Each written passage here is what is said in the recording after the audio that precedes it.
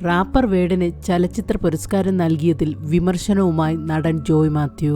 നിയമത്തിന്റെ കണ്ണിൽ സ്ത്രീ പീഡകനാണെന്നിരിക്കെ പൊതുജനങ്ങളുടെ നികുതിപ്പണമെടുത്ത് അവാർഡ് നൽകി ആദരിക്കുന്നത് നിയമത്തെ പരിഹസിക്കുകയല്ലേ ചെയ്യുന്നതെന്നാണ് അദ്ദേഹം ചോദിക്കുന്നത്. അദ്ദേഹത്തിന്റെ വാക്കുകൾ ഇങ്ങനെയാണ്: അവാർഡ് കൊടുക്കുക തന്നെ വേണം. ഒരാൾ എത്ര മികച്ച എഴുത്തുകാരനോ കലാകാരനോ ആയിക്കൊള്ളട്ടെ, നിയമത്തിന്റെ കണ്ണിൽ അയാൾ ഒരു സ്ത്രീ പീഡകനാണെന്നിരിക്കെ പൊതുജനങ്ങളുടെ നികുതിപ്പണമെടുത്ത് അവാർഡ് നൽകി ആദരിക്കുമ്പോൾ അതുവഴി നിയമത്തെയല്ലേ പരിഹസിക്കുന്നത്?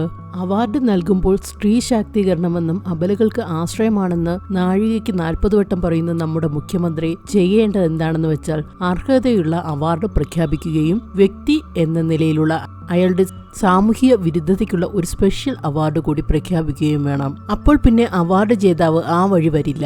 ജൂറിക്കും സർക്കാരിനും തടിയും രക്ഷപ്പെടുത്താം. ഗുണപാഠം: ഇങ്ങനെയുള്ളവർ ഭാവിയിൽ സ്ത്രീ പീഡന പ്രക്രിയ ഉപേക്ഷിച്ച് നല്ല കുട്ടികളായി മാറും. ജോയ് മാത്യു വ്യക്തമാക്കുന്നു. മികച്ച ഗാനരചയിതാവായിട്ടാണ് വേടനെ തിരഞ്ഞെടുത്തത്. മന്ത്രി സജി ചെറിയാൻ പുരസ്കാരം പ്രഖ്യാപിച്ചതിന് പിന്നാലെ സംവിധായകൻ KP വ്യാസനും എഴുത്തുകാരി ഇന്ദു മേനോനുമൊക്കെ രംഗത്തെത്തിയിരുന്നു.